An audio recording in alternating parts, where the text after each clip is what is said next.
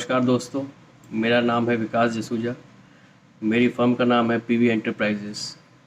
आज मैं आपके लिए सोलार रूफटॉप पैनल्स छत में कैसे लगाते हैं, उससे अपन बिजली कैसे बनाते हैं और उसके क्या क्या फ़ायदे हैं, क्या क्या नुकसान है, मैं आज आपको बताने वाला हूँ। मैं 10 साल से इलेक्ट्रिकल फील्ड में काम कर रहा हूँ। मेरा काम इंस्टॉलेशन का, ट्रबल शूटिंग, ऑटोमेशन, ये सब काम मैं बाहर कर चुका हूँ।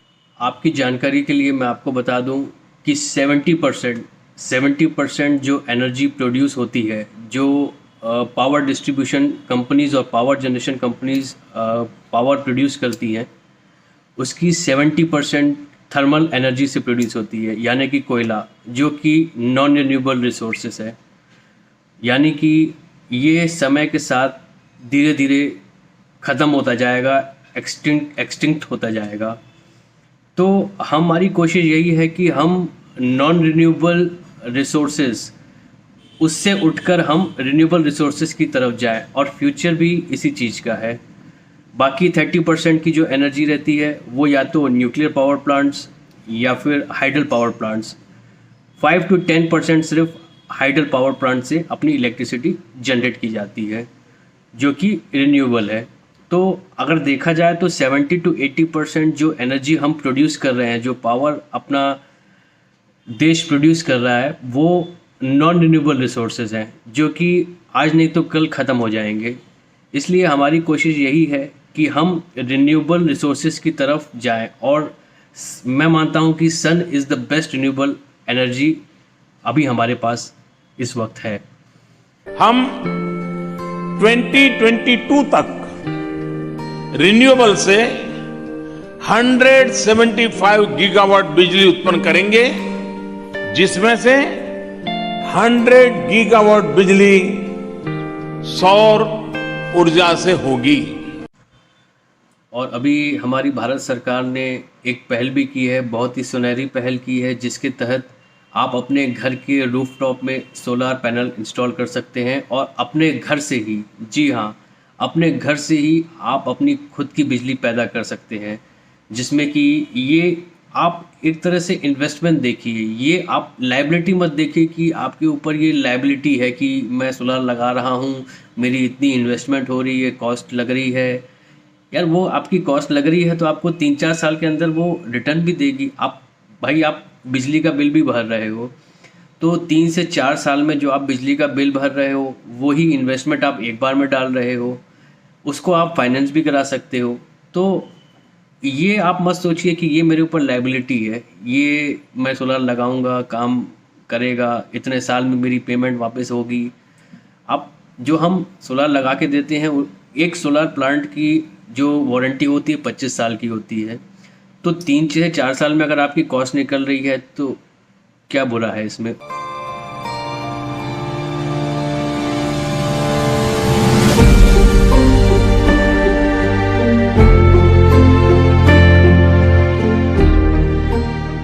आज से हर भारतवासी को अपने लोकल के लिए वोकल बनना है।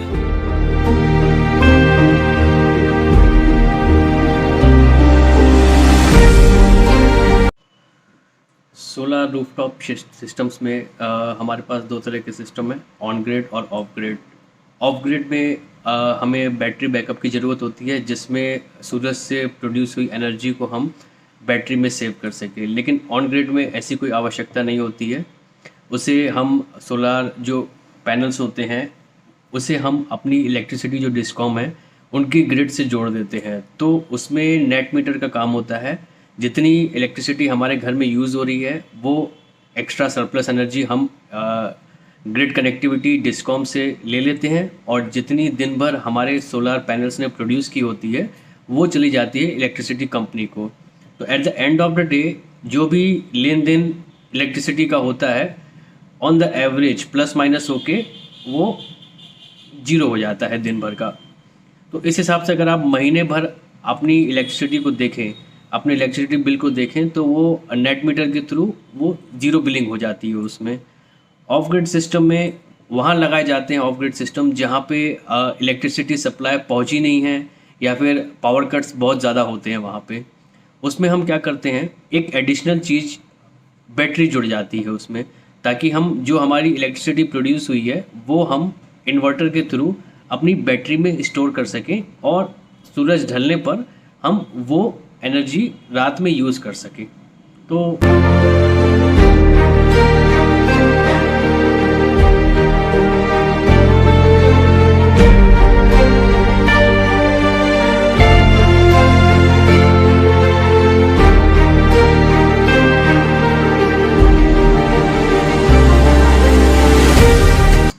बहुत से सिस्टम इंटीग्रेटर्स आते हैं आपके यहाँ, भाई सोलर रूफटॉप लगवा लो, सोलर रूफटॉप सिस्टम लगा लो।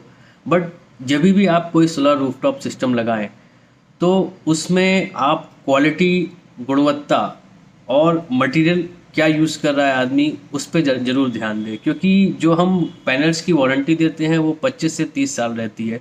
लेकिन अगर आपका स्ट्रक्चर उस 25 से 30 साल की वारंटी को स्टैंड नहीं करता है तो आपके सोलर पैनल्स को नुकसान पहुंच सकता है। 4 से 5 साल जो नॉर्मल स्ट्रक्चर होते हैं वो टिक पाएंगे, उसके ज़्यादा वो नहीं टिक पाते हैं। उस केस में आपके पैनल्स गिर सकते हैं, टूट सकते हैं। इसलिए स्ट्रक्चरल पर आप बहुत ध्यान दें। जो भी सोलर इंटीग्रेटर्स हैं, सोलर पैनल इंटीग्रेटर्स हैं, उनसे सिस्टम की इंक्वायरी करें।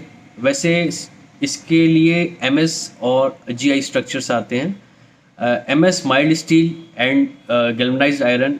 तो गैल्वनाइज्ड आयरन जो MNRE की गाइडलाइन है उसके हिसाब से सोलर स्ट्रक्चर को माउंट करने के लिए, सोलर पैनल्स को स्ट्रक्चर्स पे माउंट करने के लिए GI स्ट्रक्चर को अप्रूव किया गया है, जिसमें कि रस्ट की पॉसिबिलिटी कम हो जाती है, बिकॉज हम आयरन को गैल्वनाइज करते हैं, उसमें जिंक कोटिंग ऐड करते हैं, उसको हॉट डिप करते हैं, तो उसकी लाइफ करीब 15 से 20 साल रहती है। तो इस कारण से वो थोड़ा सा बेटर स्ट्रक्चर हो जाता है MS से।